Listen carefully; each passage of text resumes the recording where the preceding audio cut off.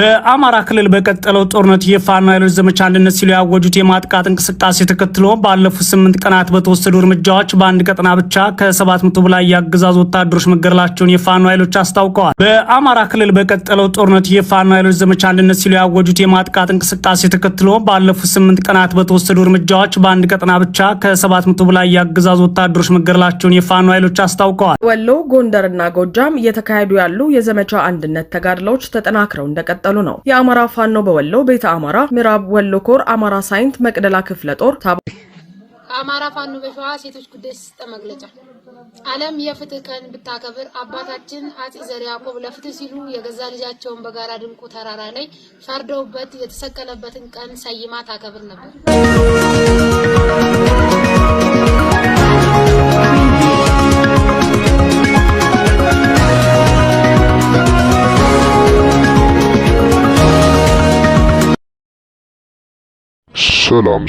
ሰላማችሁ ይብዛ ውድ የቤካ ግሎብ የዩቲዩብ ቻናል ተከታታዮቻችን፣ ልክ እንደዚህ አዳዲስና ፈጣን መረጃ እንዲደርሳችሁ ሰብስክራይብ፣ ላይክ፣ ሼር በማድረግ እና የደውል ምልክቷን በመጫን አዳዲስ መረጃ እንዲደርሳችሁ ማድረግ ትችላላችሁ።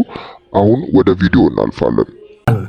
የአገዛዝ ጦር አዛዥ በኩሉ በጎጃምና ደቡብ ጎንደር ቀጠናዎች የጽንፈኛው ኃይል ቀቢጸ ተስፋም ዘመቻ አንድነት ብሎ ባወጀው ትንኮሳ ሰራዊቱ ጽንፈኛውን በመደምሰስ ግዳጅ እየተወጣ ይገኛል ሲሉ ተደምጠዋል። የፋኖ አደራጅቶች በጋራ ያወጁት ዘመቻ አንድነት ተከትሎ መጋቢት 10 2017 ዓ.ም እስከ መጋቢት 17 2017 ዓ.ም ብቻ በተደረጉ ውጊያዎች በጎንደር ቀጠና ብቻ ከ700 በላይ ያገዛዙ ወታደሮች መገደላቸውን የአማራ ፋኖ አንድነት በጎንደር ነው ያስታወቀው። በጎንደር የተለያዩ አካባቢዎች 92 አውደ ውጊያዎች መደረጋቸውን የገለጸው ተቋሙ በድምሩ 306 ሰዓታት ለፈጀ ውጊያ የፋኖ ኃይሎች ካላቸው ወታደራዊ አቅም 18% ኃይላቸውን ብቻ ነው የተጠቀሙት ብሏል። በዚህም በ8 ቀናት 704 ያገዛዙ ጦር አባላት ሲገደሉ 288 ቆስለዋል፣ 114 ደግሞ ተማርከዋል ሲል የአማራ ፋኖ አንድነት በጎንደር አስታውቋል። በውጊያው ከሰብአዊ ጉዳት ባሻገር ቁሳዊ ጉዳቱ ከፍተኛ ነው ያለው አደረጃጀቱ አገዛዙ 186 አባላቱ ወደ ፋኖ ሲቀላቀሉ 89 አባላቱ ደግሞ ከድተውታል ብሏል። የፋኖ ኃይሎች በዘመቻ አንድነት ከፍተኛ ቁጥር ያለው የጦር መሳሪያ ካገዛዙ መንጠቃቸውን ያስታወቀው የአማራ ፋኖ አንድነት በጎንደር በፋኖ በኩል የደረሰውን ጉዳት በተመለከተ የጉዳት መጠኑ ካገዛዙ ጦር ጉዳት አንጻር ሲታይ 200 ያህል ብቻ ነው ሲል በመግለጫው አስታውቋል። በቀጠናው በእስካሁኑ ዘመቻ ብቻ 37 ከተሞችና ስትራቴጂካዊ ጠቀሜታ ያላቸው አካባቢዎች ካገዛዙ ጦር ማስለቀቅ እንደቻለ የጠቀሰው አደረጃጀቱ በተጨማሪም 6 ዋና ዋና መንገዶች እንቅስቃሴያቸውን ለመቆጣጠር የሚያስችል ገዥ መሬቶችን በፋኖ ኃይሎች ተይዘዋል ብሏል። ካገዛዙ ጦር ጋር የወገኑና በጦርነቱ ቀጥተኛ ተሳትፎ ያላቸው ልዩ ልዩ የጸጥታ የመረጃና የፖለቲካ አመራሮች አስተባባሪዎችን 38 ተገድለዋል፣ 4 ቆስለዋል፣ 59 ደግሞ ፋኖ ኃይል ተይዘዋል ሲል ነው የአማራ ፋኖ አንድነት በጎንደር ወቁልኛ ነው። በርካታ አካባቢዎች የአገዛዙ መዋቅር ፈርሶ የፋኖ ጊዜያዊ መዋቅሮች ህዝቡ እንዲያዋቅር እየተደረገ ሲሆን አገዛዙ በግፍ አስሯቸው የነበሩ 142 ሰዎች እንዲለቀቁ ተደርገዋል ነው ያለው። 1500 በላይ ወጣቶች ደግሞ ወደ ፋኖ ትግል ተቀላቅለዋል ሲልም ነው አደረጃጀቱ ወቁልኛ የሚለው።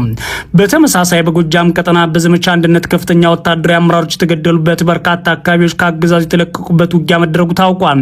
በዚህም ለሁለት ተከታታይ ቀናት በሜካናይዝድ የታገዘ ከባድ ውጊያ እየተደረገበት የጎንጅ ቆለላ ዋሸራ ቀጠና ዛሬ ያገዛዙ ጦር ሙሉ በሙሉ ለቆ እንዲወጣ መደረጉን የፋኖ የመረጃ ምንጮች ተናግረዋል።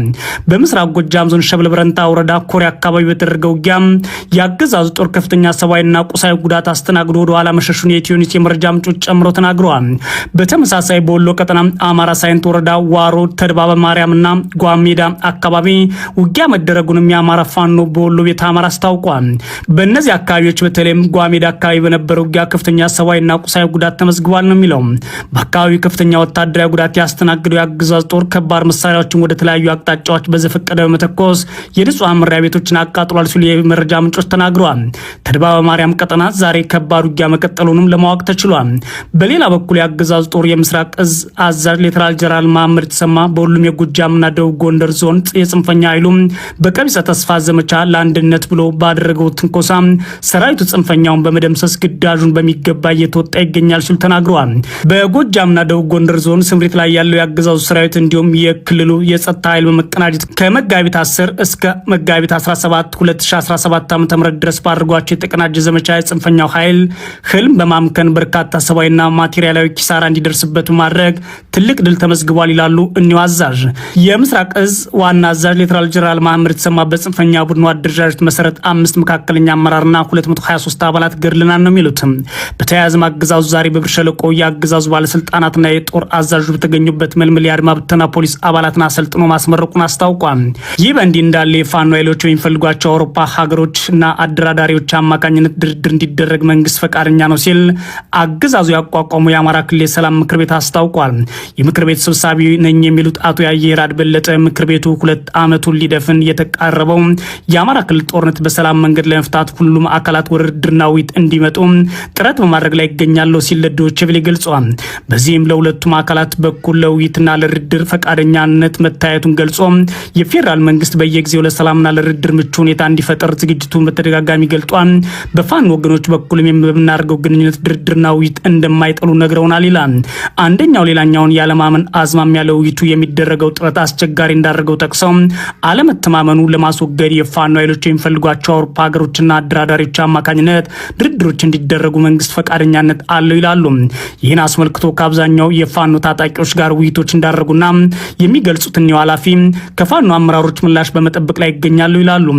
የአማራ ክልል የሰላም ምክር ቤት በክልሉ በሚንቀሳቀሱ የፋኖ ኃይሎችና በመንግስት መካከል እየተገደ የሚገኘውን ጦርነት በውይይትና በድርድር ለመቋጨት የአመቻችነት ሚናው እንዲወጣ ሰኔ 18 2016 ዓ.ም መመስረቱ የሚታወስ ሲሆን በአገዛዙ በኩል ምክር ቤቱ መንግስትና ፋኖን በአቻነት እየጠቀሰ ነው በሚል ሚናውን በባለሀብቱ ተተክቷል ተብሎ እንደነበር መዘገባችን የሚታወስ ነው። ወሎ፣ ጎንደርና ጎጃም እየተካሄዱ ያሉ የዘመቻ አንድነት ተጋድሎች ተጠናክረው እንደቀጠሉ ነው። የአማራ ፋኖ በወሎ ቤተ አማራ ምዕራብ ወሎ ኮር አማራ ሳይንት መቅደላ ክፍለ ጦር ታቦር ተራራ ብርጌድ የሁለተኛ ቀን ተጋድሎውን እንደቀጠለ ነው። ትናንት በጣም ከባድ ውጊያ የተደረገው በጓ ሜዳ ግንባር ሲሆን ዛሬ ደግሞ በተድባባ ማርያም ግንባር ታላቅ የሞት ሽረት ትንቅንቅ እየተደረገ ነው። በአማራ ሳይንት ወረዳ በተድባባ ማርያም ግንባር ያገዛዙ ኃይል ለቁጥር የሚታክት ሙትና ቁስለኛ በፓትሮል እየጫነ ውሏል። ሆኖም በተድባባ ማርያም ተሮ ሜዳ የሚባለውን አካባቢ አውድሞታል። 17 የንጹሃን ቤቶች በቃጠሎ ወድመዋል። የቤተክርስቲያኑ ጠላት የሆነው የብልጽግና ኃይል የተሮ ሜዳ ቅዱስ ሚካኤል ቤተክርስቲያን ጉልላቱን በከባድ መሳሪያ መጥቶታል። የቤተክርስቲያኑን ዕቃ ቤትም ሙሉ በሙሉ አውድሞታል። በአካባቢው ያገኛቸውን 2 ምንም የማያውቁ ንጹሃንን አካል ጉዳተኛን ጨምሮ በጭካኔ ገድሏቸዋል። በሌላ በኩል በጎንደር ቀጠና ጋይንት እስቴና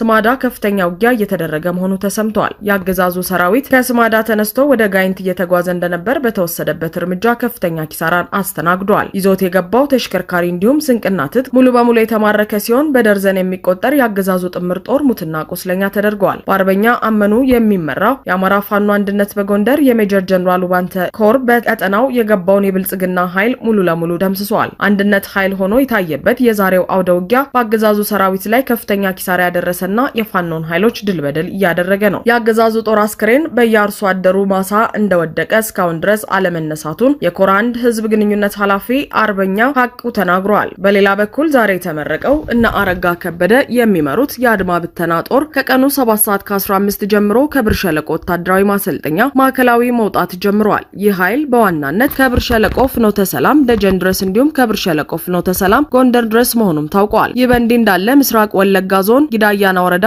በከባድ መሳሪያም የታገዘ ጭፍጨፋ ከትናንት ማታ ጀምሮ እንደ አዲስ ተጀምሯል። ትናንት አመሻሹ ላይ ዋጃቦ ላይ በድሽቃ የታገዘ ጦርነት በአገዛዙ ጥምር ጦር የተከፈተ ሲሆን በዛሬው ዕለት ዲቾ ተራራ ላይ በተጠመደ ዙ 23 እንዲሁም በሞርተር አቦና ስላሴ ሰፈሮችን ከጧቱ ጀምሮ ከፍተኛ ድብደባ እያካሄደ መሆኑን የአካባቢው ነዋሪዎች ገልጸዋል። በተያያዘ ዜና በዶሮ በራ በኩል ኦነግ ሸኔ ኃይሉን እያስጠጋ መሆኑን የአካባቢው ነዋሪዎች አክለው ገልጸዋል። ያዝ ለቀቅ እያደረገ የቀጠለው የወለጋ አማራ ጭፍጨፋ በአዲስ መልኩ ከጀመረ ወራቶችን አስቆጥሮ ብዙ አርሶ አደሮች ሲለፉበት የከረሙትን አዝመራ ጨምሮ ቤት ንብረታቸው በአገዛዙ ጥምር ጦር አብዛኛው ተዘርፏል። ከፊሉ ወድሞ ከሞት የተረፉት ወገኖች ያለማንም ጠያቂ ጫካ ለጫካ ህይወታቸውን ለማትረፍ እየሸሹ ይገኛሉ። ሁሉም የአማራ ጉዳይ ይመለከተናል የምትሉ የሚዲያ አካላት በሙሉ ይህን የግፍ ጭፍጨፋ እንዲያወግዝ ጥሪ ቀርበዋል። ለአማራ ወገኑም ድምጽ እንዲሆን ተጠይቋል። ከአማራ ፋኖ በሸዋ ሴቶች ጉዳይ ስጠ መግለጫ ዓለም የፍትህ ቀን ብታከብር አባታችን አጼ ዘርዓ ያዕቆብ ለፍትህ ሲሉ የገዛ ልጃቸውን በጋራ ድንቁ ተራራ ላይ ፈርደውበት የተሰቀለበትን ቀን ሰይማ ታከብር ነበር። እኛ የፍትህ አዋቂ የአጼ ዘርዓ ያዕቆብ ልጆች ሆነን ፍትህ ተነፍገን ለዓመታት ኖረናል። ነገር ግን ግብሩን የለቀቅነው እኛው ነን። ሀገር መርተው ሀገር ሰርተው ያስረከቡንን ሀገር እንደዋዛ ተመልክተን ዋጋ ከፍለንባታል። አማራ ወደ ነበረበት ግብሩ እንዲመለስና የአማራ ህዝብ ላይ እየደረሰ ላለው ዘርፈ ብዙ መከራ፣ ስቃይ፣ ግድያና መፈናቀል እንዲቆም የህዝብ ልጅ የሆነው ፋኖ ወደ ፖለቲካዊ ትግል ገብቷል። በዚህ ህልውና ትግል ውስጥ እኛ ሴቶች አስተዋጽኦአችን የጎላ ነው። የወራሪው አብይ አህመድ አስተዳደር ህገወጥ በሆነ መንገድ የታጠቁ አካላትን ከኦሮሚያ ክልል አስተዳደር ጋር በመሆን በመደራጀት በክልሉ ያሉ ህፃናትን ሲያስገድል፣ እናቶችን በእሳት ሲያቃጥል፣ እርጉዝ ሴቶች የአማራ ልጆች በኦሮሚያ ምድር አይወለዱም በማለት ሸልቀዶ ሲያወጣ፣ እንዲሁም ወጣት የዩኒቨርሲቲ ተማሪዎች እየታገቱ እየተደፈሩ በየጫካው እንዲቀሩና በአውሬ እንዲበሉ ያደረገ ስርዓት ነው። በ2013 ዓም በደምቢ ዶሎ ዩኒቨርሲቲ 20 ተማሪዎች በፋሽስቱ አብይ አህመድ ቅጥረኛ ታጣቂዎች ታግተው ተወሰዱና ደብዛቸው የጠፋ ሲሆን በወቅቱ በስርዓቱ ላይ ከሊቅ እስከ ደቂቅ ሁሉም ማህበረሰብ በሰላማዊ ሰልፍ ጥያቄውን ሲጠይቅ እንደነበር የሚታወስ ነው። አገዛዙ ምላሹ ሹፈት፣ ቀልድና የእህቶቻችን መከራ ያልተመለከተ ነበር። በወቅቱ ፋሽስቱ አብይ ለጥያቄ የሰጠው ምላሽ እነሱ የተደፈሩት በወንድ ነው፣ እኛ በሳንጃ ተደፍረናል በማለት የሴቶችን መደፈር ሲያበረታታ ነበር። ከሰሞኑ የእህታችን ብርቱካን ተመስገን ከበደ ሰቆቃ በኢቢኤስ ቴሌቪዥን የወጣው ታግተው ከነበሩት ተማሪዎች መካከል አንዷ ነች። ሌሎች ላይም የከፋ ነገር እንደተፈጸመ እናውቃለን። ስለዚህ ሁሉም አማራና ሰው በሚለው መስፈሪያ የሚጠራ ማንኛውም ይህንን ስርዓት በመቃወም ከእህታችን ጎን ሆኖ ሊያሳያት ይገባል። ሴት እህቶች የዚህ ስርዓት አስከፊነት በእኛ ላይ የበለጠ የሚበረታን ለኛ ለሴቶች በምድር ታይቶ የማይታወቅ ሰቆቃና መከራ ውስጥ የሚከት መሆኑን አውቃችሁ የህዝብ ልጅ ከሆነው ለእኩልነት ለፍትህና ለሀገር ሉዓላዊነት ከሚታገለው ፋኖ ጎን ተሰልፋችሁ የትግሉ አካል ወይም አጋር እንድትሆኑ እየገለጽኩኝ፣ አንደኛው የተባበሩት መንግስታት የሰብአዊ መብት ድርጅትና የኢትዮጵያ ሰብአዊ መብት ኮሚሽን ከብርቱካን ተመስገን ጎን በመቆም ኃላፊነታችሁን እንዲሁም ሞራላዊ ግዴታችሁን እንድትወጡ ማለት እንወዳለን። ሁለተኛ እየደረሰ ያለውን የሰብአዊ መብት ጥሰት ሁሉም የሚዲያ አካላት እንዲወግዙ እንዲሁም በዓለም አቀፍ ማህበረሰብ የአብይ አህመድ አገዛዝ ሰውን በማንነቱ ለይቶ የሚጨፈጭፍ መሆኑን እንዲረዳ እንፈልጋለን። ሶስተኛ አብይ ከሀገራችን ኢትዮጵያ አልፎ ምስራቅ አፍሪካ ችግር የሚሆንና እየሆነ ያለ ስርዓት መሆኑን ግልጽ ነው። ስለዚህ ሀገራችንን ሰላም፣ የምስራቅ አፍሪካ መረጋጋት የምትፈልጉ አካላት ይህንን ኃይል ተቃውማችሁ ልትቆሙ ይገባል። አራተኛ የአማራ ሚኒሻ አድማ ብተና እና በመከላከያ ውስጥ ያላችሁ አማራዎች አማራነት በደምና በአጥንት ብቻ የሚሰጥ አለመሆኑን ተረድታችሁ በተግባር ወደ አማራ ፋኖ ከዚህ በፊት ታደርጉት እንደነበረው ተቀላቅላችሁ ይህንን ስርዓት እስከመጨረሻው ልናስወግደው ይገባል።